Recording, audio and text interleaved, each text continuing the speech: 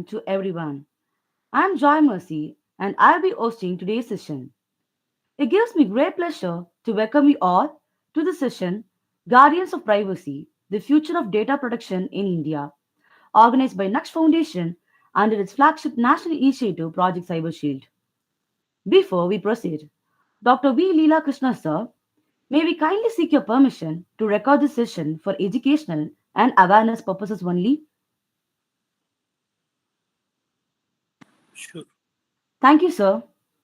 Participants, before we begin, we would like to quickly understand your current level of awareness so we can make today's discussion as relevant and impactful as possible.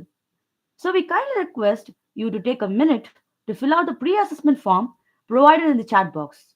Your responses will remain completely confidential. As we begin, here are a few quick points to ensure a smooth experience for everyone.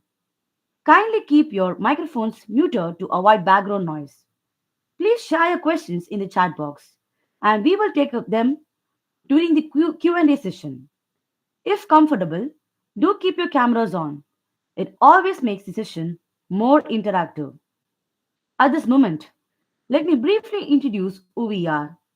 Naksh Foundation is a Delhi based non-profit organization dedicated to spreading awareness on digital safety, cyber law, and responsible online behavior. Its flagship national initiative, Project CyberShield, empowers students and the general public to stay safe from cyber threats through awareness sessions, webinars, and training programs. Now, moving ahead, it is my privilege to introduce our esteemed speaker for today, Dr. V. Leela Krishna, sir. Vemru Leela Krishna is an assistant professor and legal researcher with academic expertise in cyber law, constitutional law, family law, and jurisprudence. He teaches at SBD Siddhartha Law College and actively supports student development, including mentoring moot court teams. He is currently pursuing a PhD in cyber law and information security at NLIU Bhopal after completing his LLM from Banaras Hindu University and a PG diploma from Nalsar Hyderabad. Alongside teaching, he serves as a resource person and a guest faculty for various institutions and legal forums, contributing to training programs for law students and competitive exam aspirants. He has also presented several research papers at national conferences showcasing his dedication to contemporary legal advancements. Today, Sir will be guiding us through these important subtopics: data protection laws in India and its challenges and its opportunities, corporate responsibility in data breaches, right to privacy versus state surveillance, comparative perspectives, GDPR, CCPA, and India's DPDP Act. We are truly privileged to have you with us today, sir. Before we begin, a small announcement. At the end of the session, we will we will display the QR code on the screen. Please scan it to access the link and kindly note that the submitting of the form is mandatory to receive your e-certificate. Now, without any further delay, let's welcome our esteemed speaker, Leela Krishna sir. Over to you, sir. Thank you, Joy Mercy, and thank you for this esteemed institution for providing me this opportunity. Thank you, Can I sir. share my screen? Yes, sir. Okay.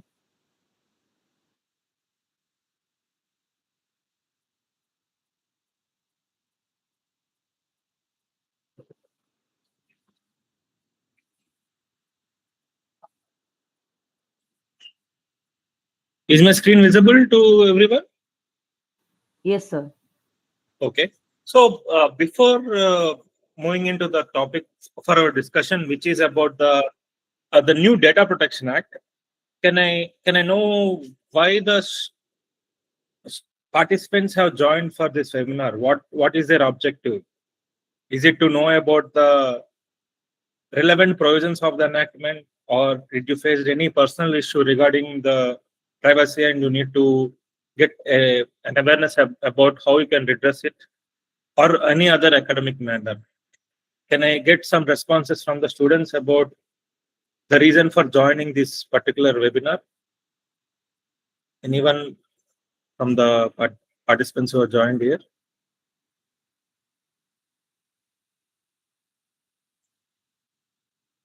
You can speak. or else you can write it in on the chat box. Mm, Mr. Ajay Prakashan has written to know the provisions relating to the data protection. Anyone else?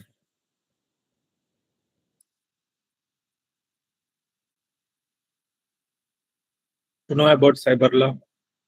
Nice.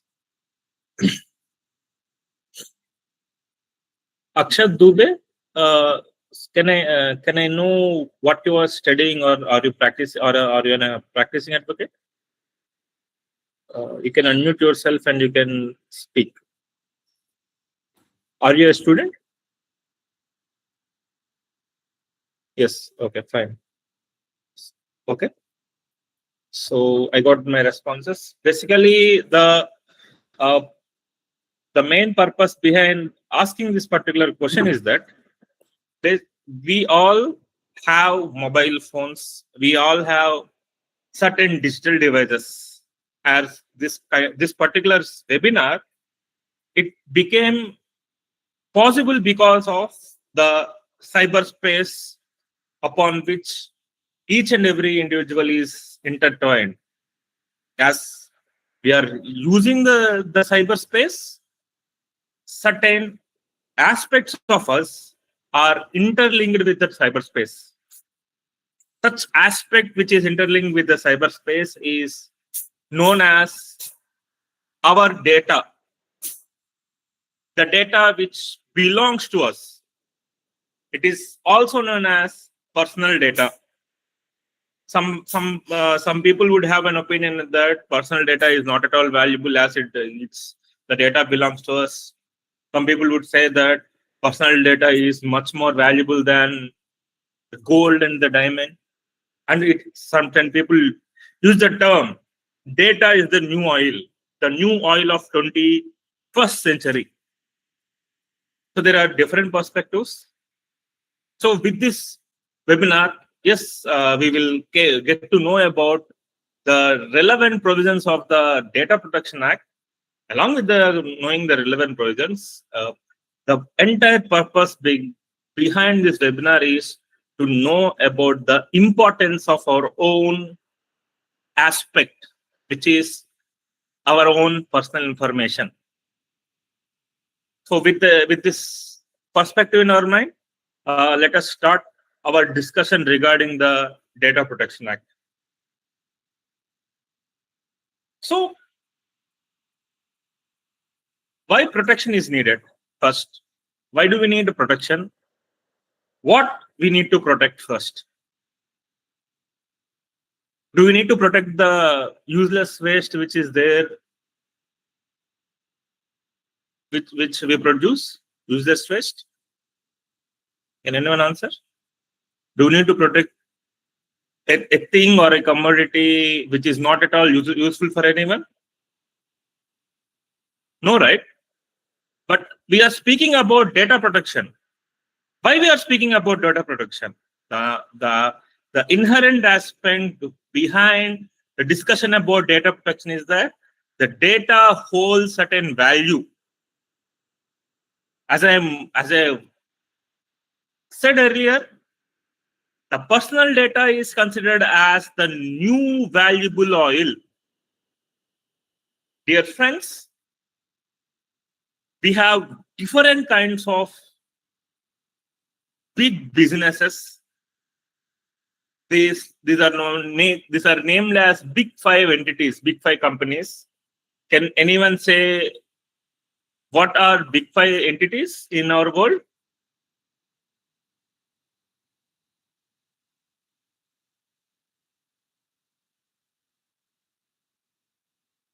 What are the big five entities, big businesses in the world? Who are considered as the richest persons in our country, or even in the world? You see, there are the big five entities are includes the institutions like Google, Meta, Apple, so on and so forth, Amazon, etc. So, if we take the example of Google and Facebook, these entities are considered as the big five companies which holds a lot of value. But my dear friends, these companies provide the service to us on free basis. We don't pay for using the Facebook. We don't pay for using the Google. But if they're providing the services free to us, how is it possible that they became that much richer? So a doubt should have arisen on your minds. Why they are considered as big five entities? The major reason is that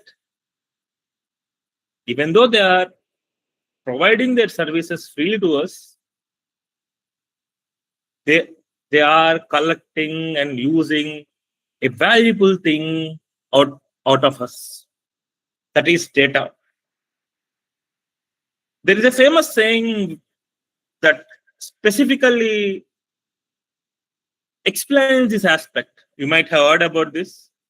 If the service is free, then we are the commodities. So here, Facebook, Google, they're providing the free service. If they're providing free service, who are the commodities here? We are the commodities. So what do they need from us? They need our data.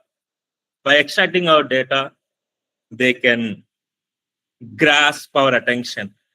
By grasping our attention, they can use our attention for their own needs like behavioral tracking,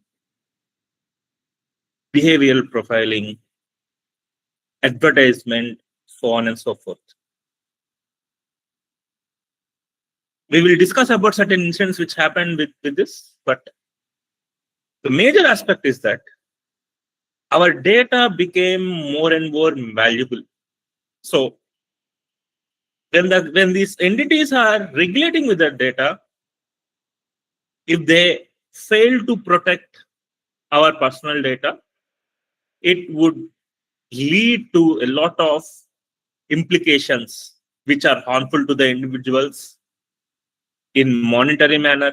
For suppose, if the banking system doesn't properly secure our information like credit card, debit card information, debit card pins, etc., they can easily get the access about our financial information. Even nowadays, we neglect a pertinent aspect. Our own mobile number is no longer considered as a private thing. Just by knowing about a person's mobile number, if it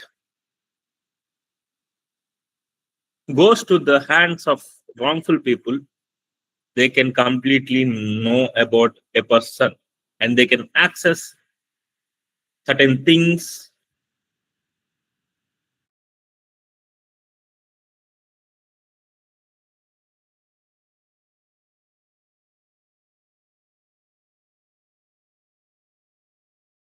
to protect our own personal information. So to protect our own personal information, by and large, all over the world, in all the democratic countries, what they have believed that a right should be provided to the individuals to have certain control about their own information. Not only providing a control to the individual, a need is also arised to protect that particular information. Upon these two footings, the concept of data protection has been emerged, and now data protection is considered as the law of the 21st century. In 20th century, We have discussed a lot of about human rights, constitutional rights, so on and so forth. But in this new age, the debate is centered upon the rights of data protection and the rights regarding with the processing of artificial intelligence. So in India, basically the the debate of the data protection happened after a landmark judgment given by the Honorable Supreme Court. Before the judgment, the matters regarding information technology or information is regulated under the Information Technology Act 2000. Certain amendment happened in the Information Technology Act, like IT rules regarding sensitive personal information 2010, which were considered as not that much fruitful. And a debate happened about what kind of right the privacy is. So the court came into consensus in the landmark judgment of the Puttaswamy in the year 2017, which has categorically held that right to privacy is considered as a basic fundamental right protected under the Constitution.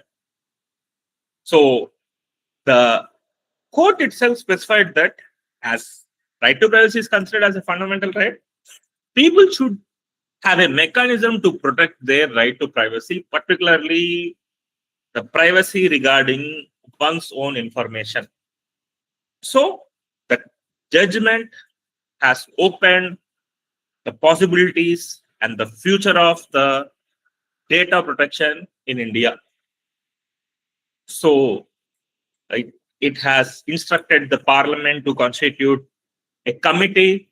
Specifically, the parliament has constituted Justice Sri Krishna Committee in the year 2017. It has provided recommendations in the year 2019. First personal data protection bill was introduced in the parliament and the nation-wide debate happened.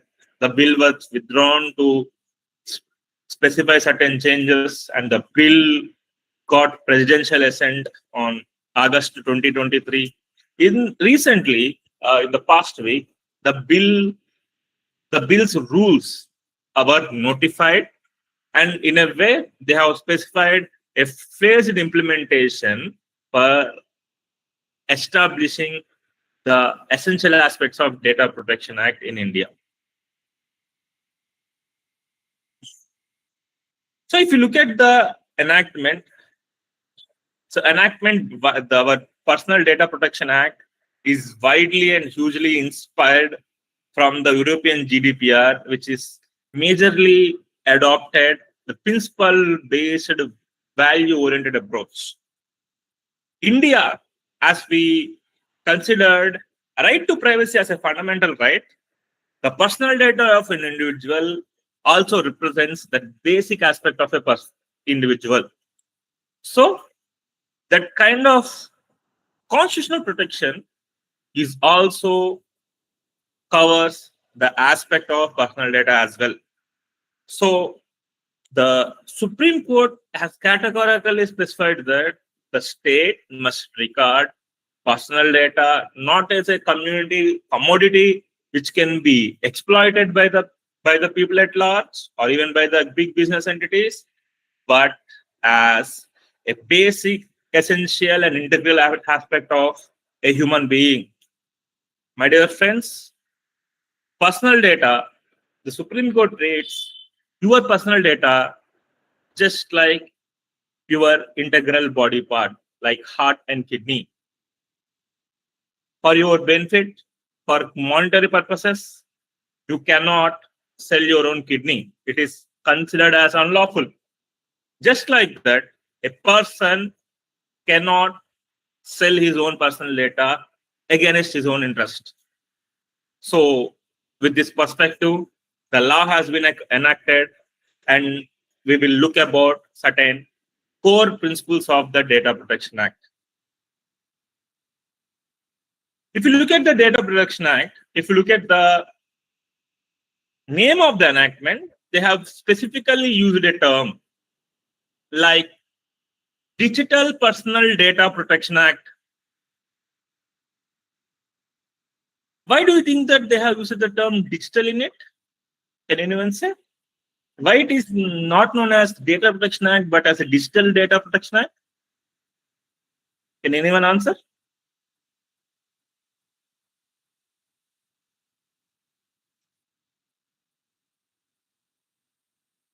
Can anyone answer this question? Why it is only known as Digital Data Protection Act?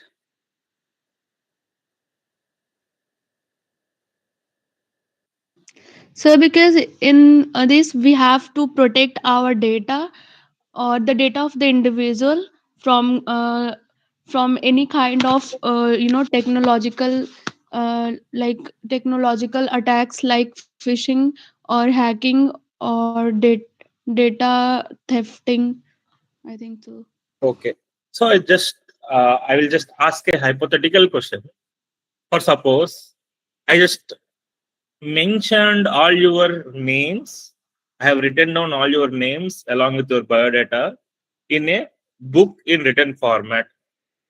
Whether the provisions of the DPDP Act applicable to that information which I have stored in a book format?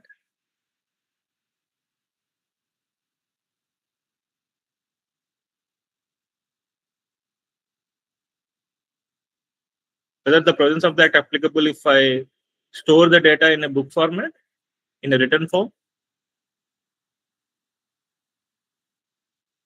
Can anyone answer this question?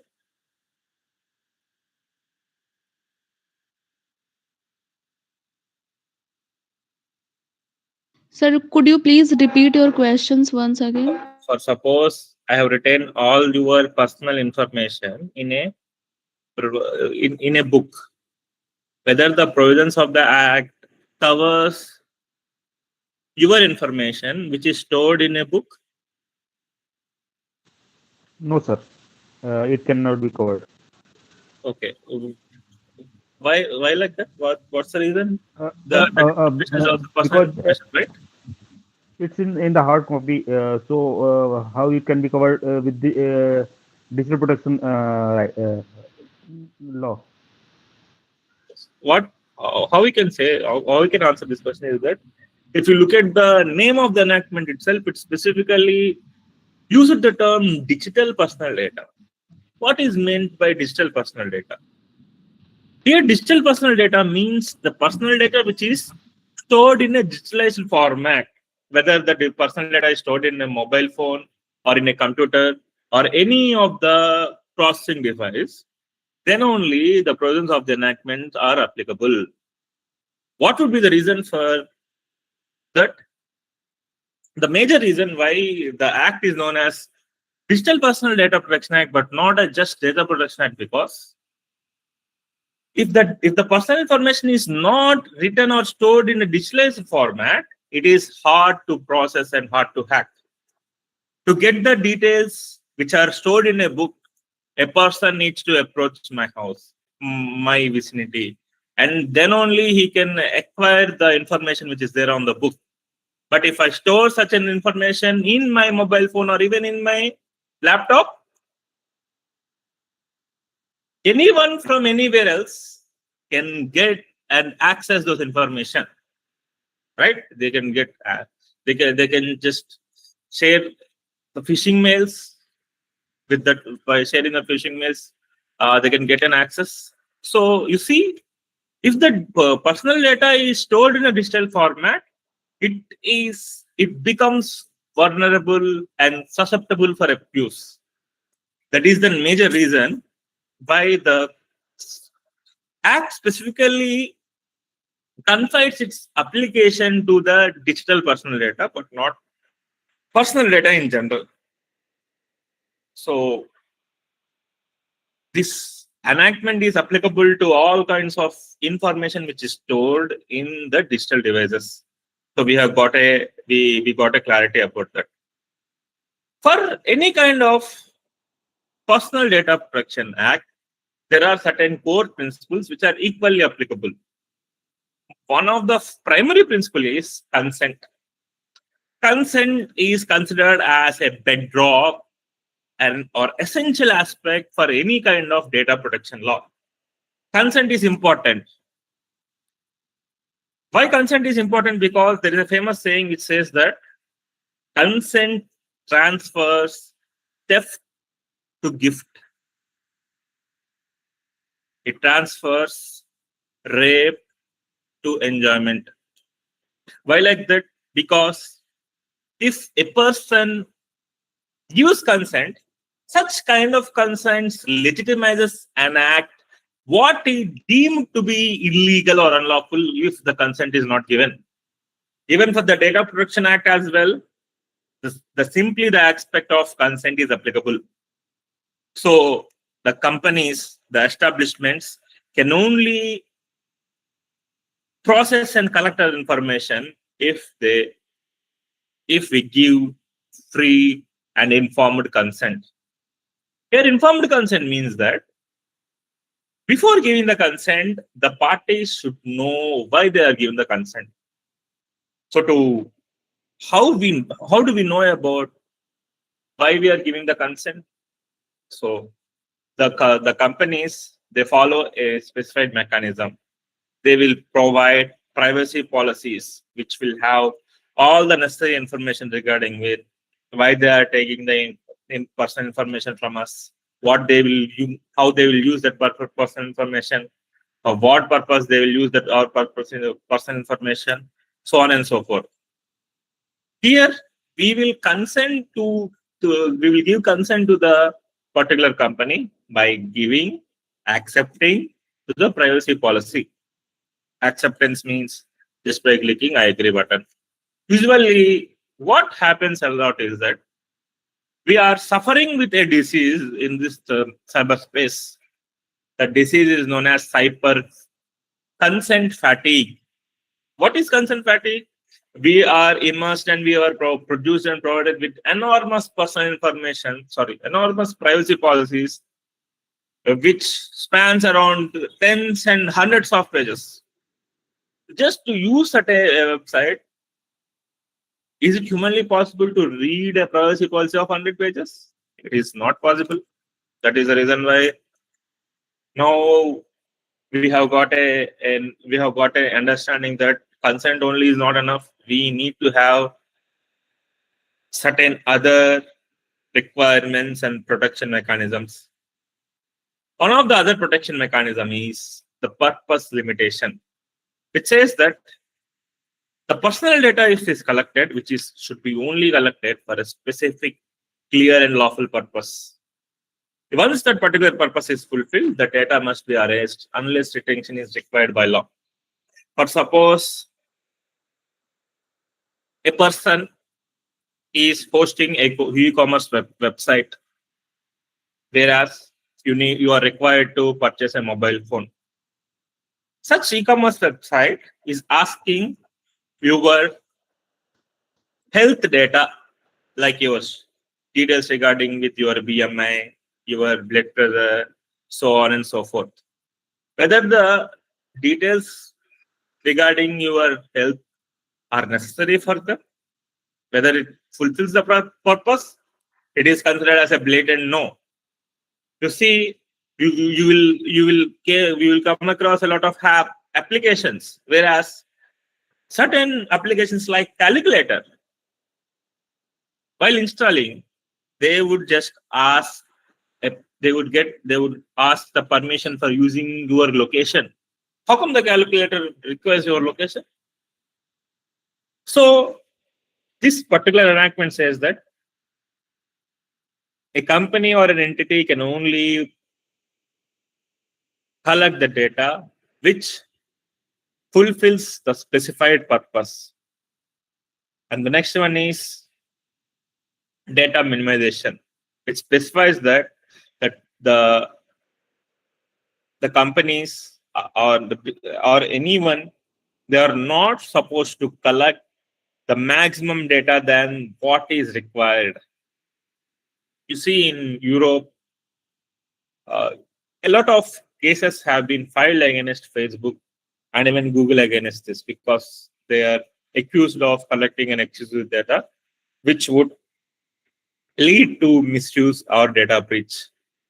So, and the other aspect is that there is a storage limitation. It specifies that whatever data which is stored for a limited period only, and after a limited period, it should be deleted.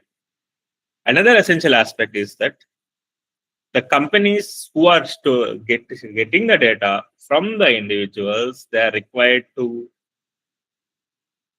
implement certain reasonable security practices to prevent from data breaches or any accidental loss. There are certain security practices which are widely followed by us. One of the major aspects is access controls, authentication mechanisms. Each and every mobile phone implements certain authentication mechanisms to secure the data. What kind of authentication mechanisms which are there, which are widely available now? Can you answer? What kind of authentication mechanisms are available to us, which secures our data?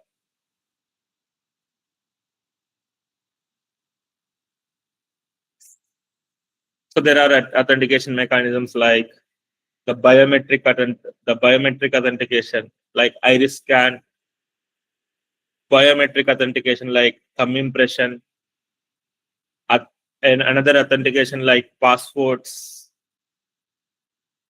Another authentication which is widely used for financial purposes like one-time passports.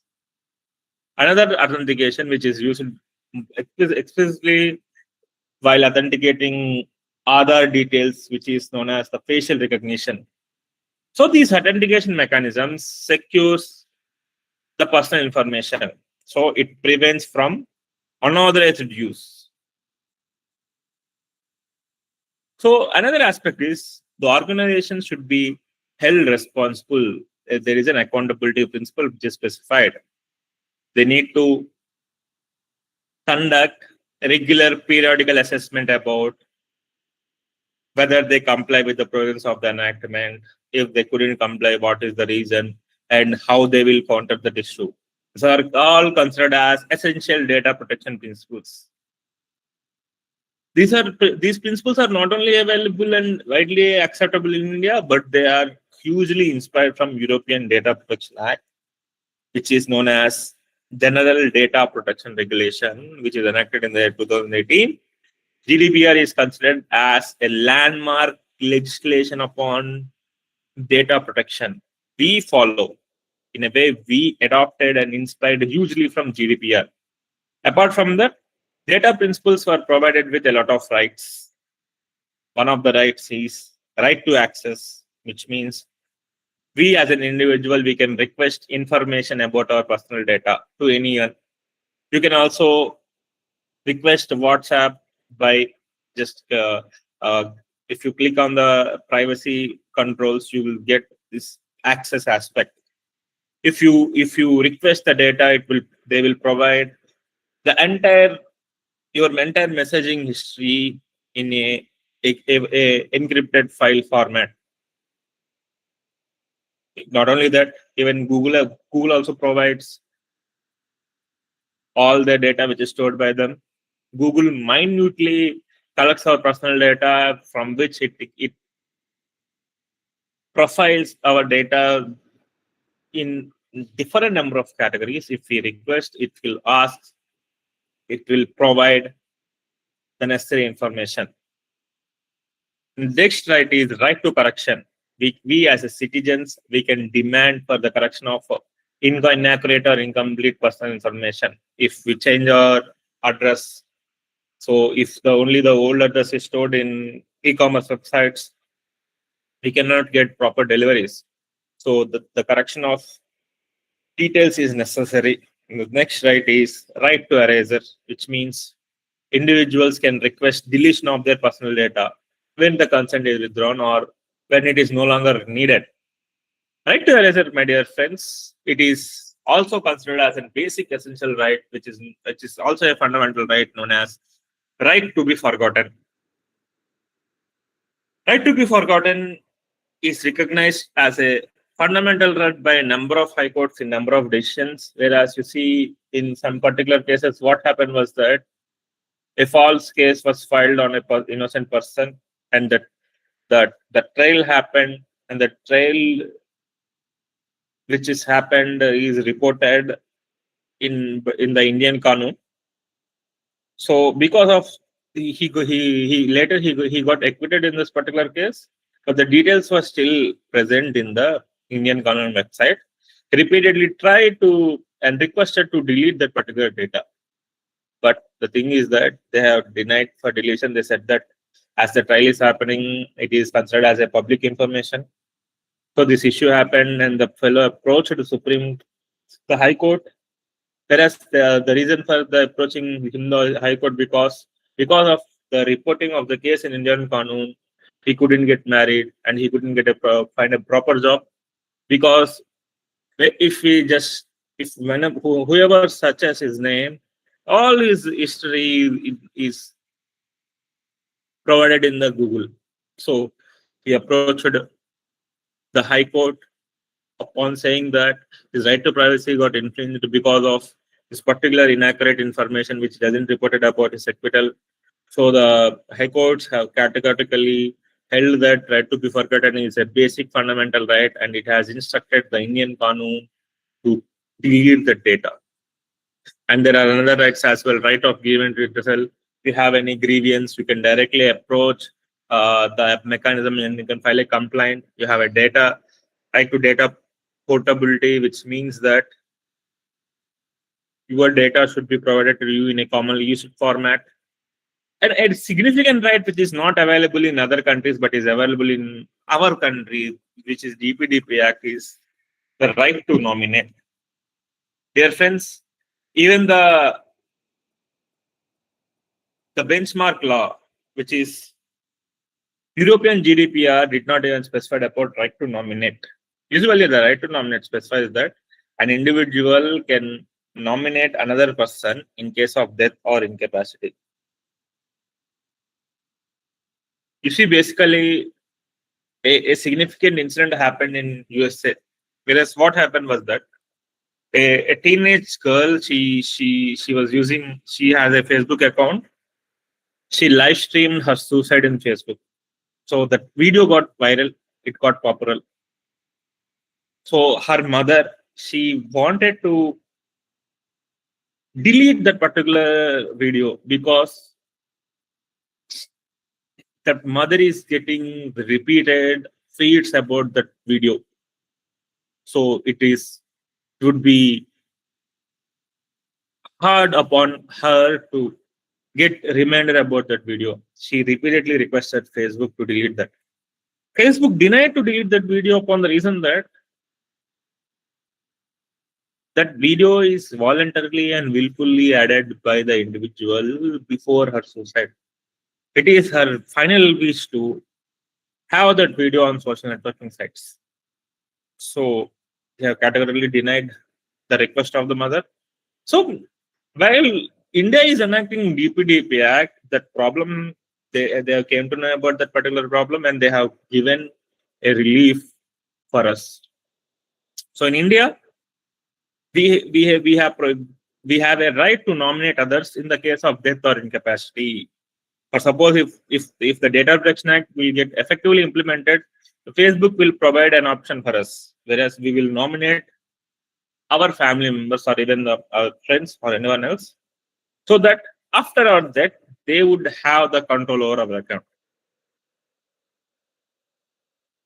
So even not only for us as well, for big business entities as well, the Data Protection Act has provided certain compliance mechanisms. So you might ask a reason that if when the Act is enacted in the 2023, how come the Act is not even enforced till now? The essential reason is that the big business entities, the companies are not yet ready to implement the provisions. The basic aspect is that the companies in an organization, they need to conduct certain comprehensive audits first. What does audit specify? While doing an audit, they will identify what kind of data they are collecting, from where the data is coming from, how it is processed, and who has access. By doing a regular audit, they know what different kinds of information which they are storing. And the next is that as the privacy policies is needed, the law mandates that the privacy policy should be produced in relevant Indian languages which are specified in the 9th schedule, which has clear, concise, and available manner. The policy should accurately explain the data protection activities. Or suppose nowadays each and every individual is using WhatsApp. Earlier, WhatsApp only used to produce privacy policies in English. So later on, the Supreme Court became serious regarding this issue, and it has mandated the WhatsApp to produce privacy policies in all the vernacular languages, but also in a clear and concise manner. So the change has happened, and you might notice that now WhatsApp in its WhatsApp status, in WhatsApp status, WhatsApp is providing about their policy changes and privacy policies in a clear and concise manner with a diagrammatic representation. Another aspect which the Data Protection Act specifies is that the company should appoint consent managers. Here, consent managers are considered as a point of contact their officers, whereas they deal and regulate about all the essential aspects of consent, whether they are giving the consent, if they withdraw the consent, how they can withdraw, so on and so forth. Apart from consent management system, the state is obligated to establish data protection officers. They need to appoint certain data protection officers who have regulatory control upon these companies. So while doing all these aspects, it's specified that the companies who are storing the data should implement reasonable security mechanisms like encryption, authentication, security audits, and we follow the concept of privacy by design. As it's not only should be existed in the policy, while designing that mobile phones as well, while designing that applications as well, privacy should be there. So now we are specifically following this privacy by design aspect because each and every smartphone has authentication mechanisms. So not only that, these companies have a necessity to train their employees and to build awareness. So these kind of compliance mechanisms are needed, and the rules specifically mention that the special considerations are there for different kinds of data which are important, like healthcare, financial service, and e-commerce as well. So what would happen and what would we achieve if the companies follow good and established data protection standards? By following the established data protection standards, it will build the trust upon individuals. The individuals will feel that as our data is safe with them, and they tend to use those kind of services and devices more. You see, BlackBerry and even Apple, apart from this, nowadays people are just using it to show off their status. But Apple is known for protecting consumer privacy. So companies can build up their trust.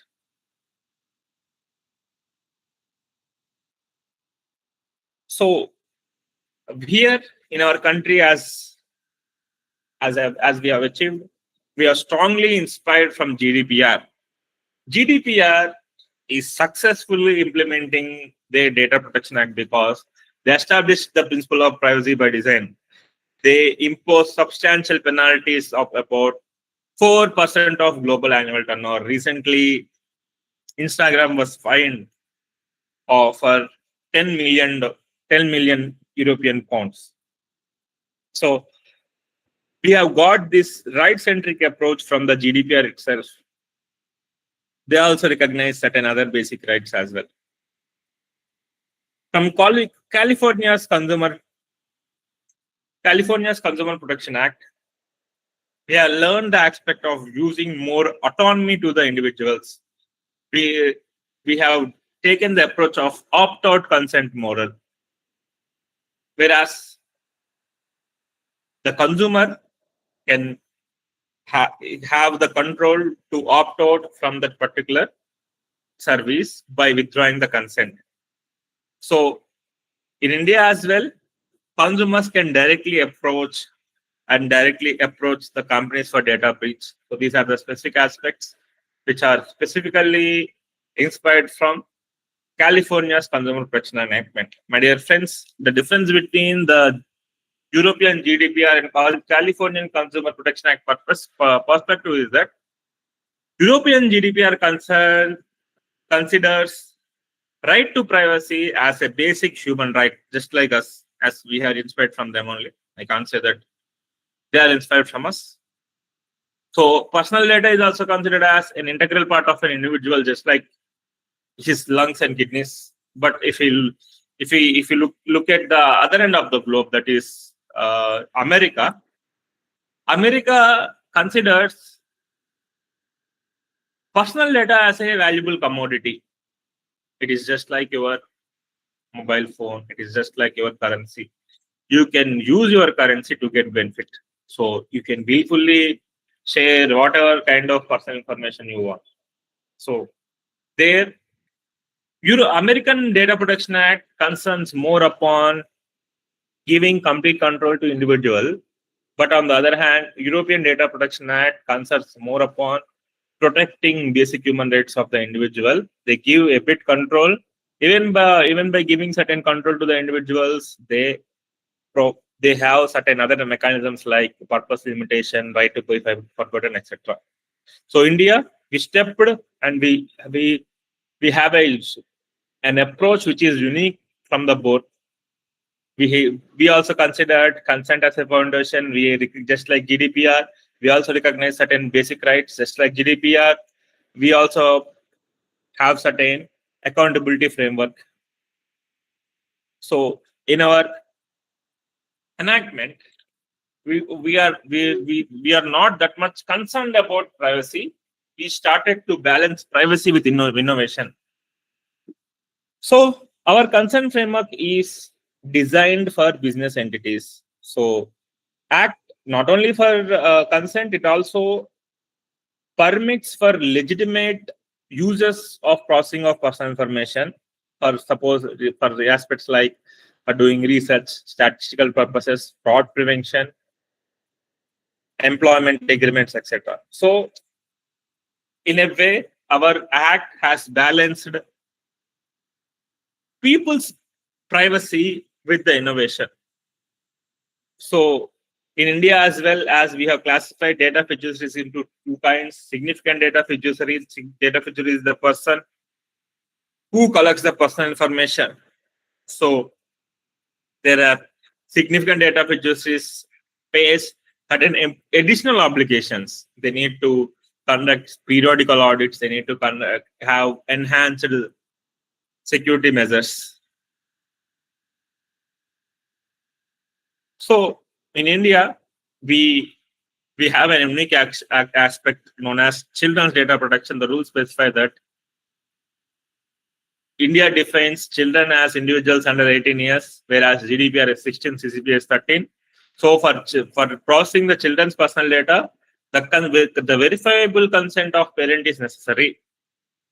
So now the Facebook to provide accounts to the children who are below 18 years in India, they need to also implement certain age verification standards as well.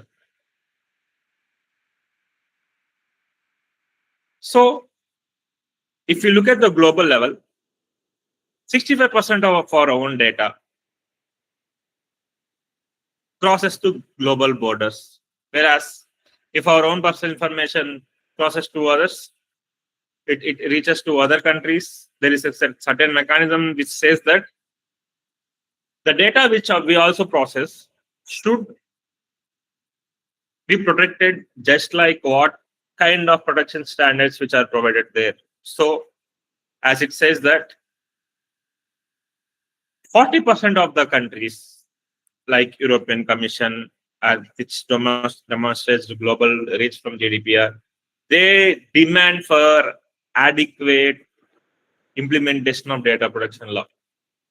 So the value which is generated in India is $3.7 trillion.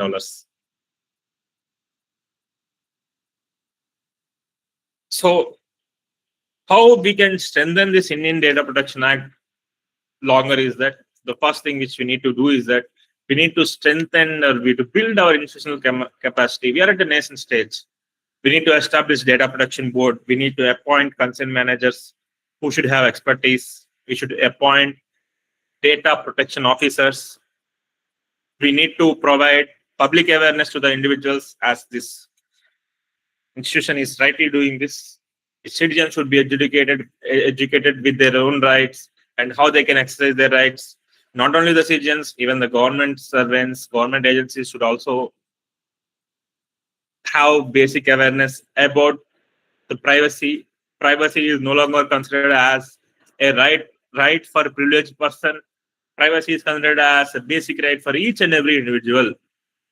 So the companies and the institutions and even the country should promote privacy enhancing technologies like encryption,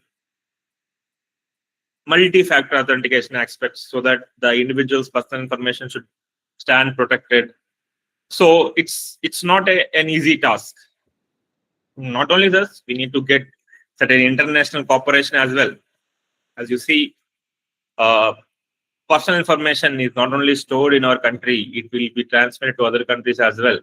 So if we have personal data, but another country to whom our personal data is transmitted, if they don't have data protection standards just like us, even that specifically mean that our own data is at peril. So not only our country, at the global level, the data should be secured all over the world. So that is the major reason why after the COVID-19, certain Chinese apps got banned, because there is a repeated accusal against the China is that they are using the personal information from these Chinese apps for the surveillance purposes.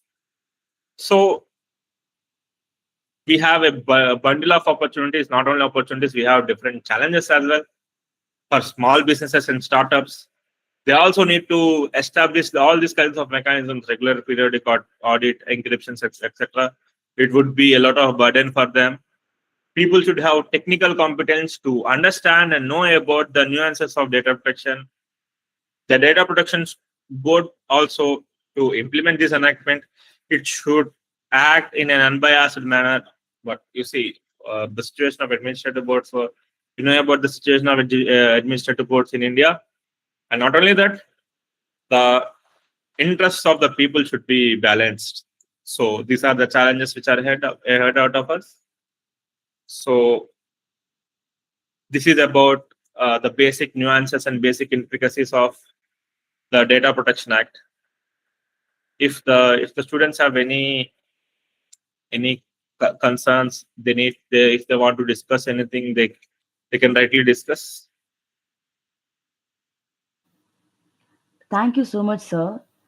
This session was so insightful and thought-provoking session. Now we will open the session. Now we will open the floor for questions and answers. Participants, you can kindly unmute yourself and ask the questions, or either you can type your questions in the chat box. But please keep your questions relevant and brief according to today's topic.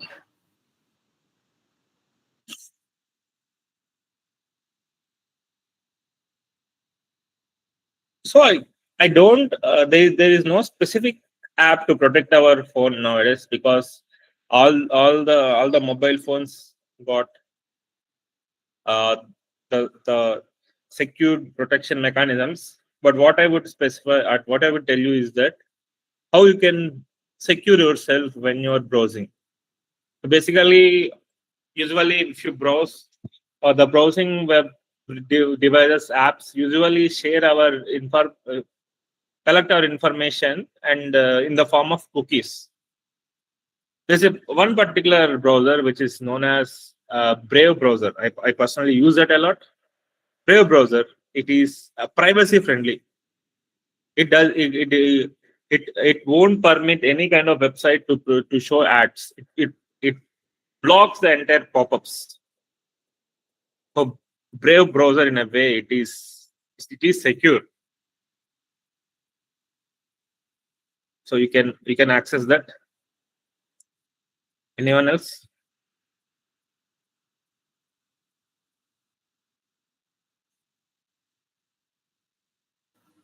Participants, you can kindly unmute yourself and ask the questions.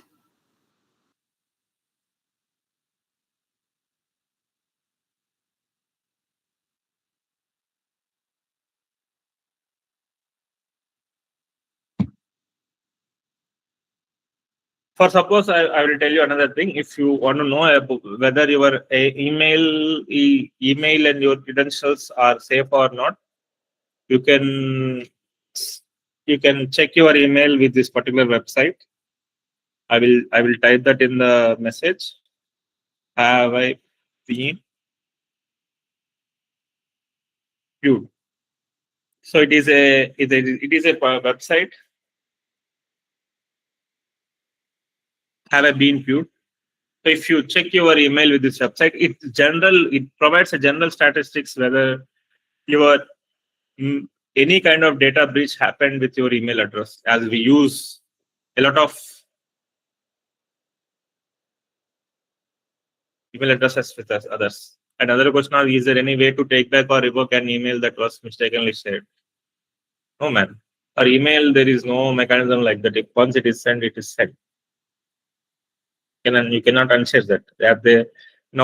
They have ramped up it for Facebook and even Instagram and even WhatsApp as well. But for emails, we don't have any option of revoke.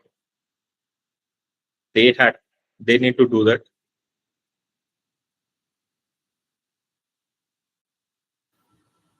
Participants, do you have any questions?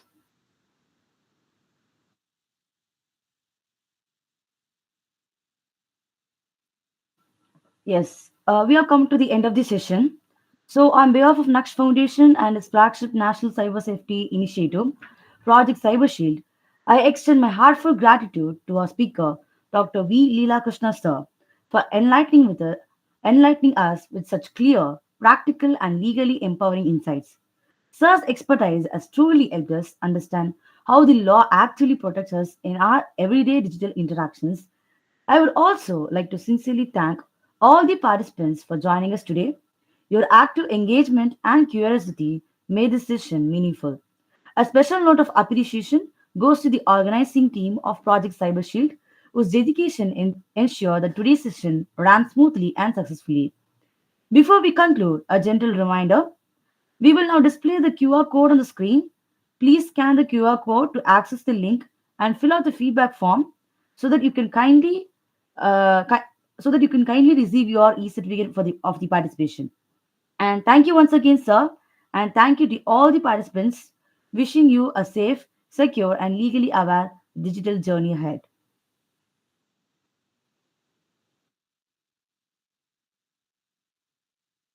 Thank you. Thank you for giving this opportunity. Thank you, sir.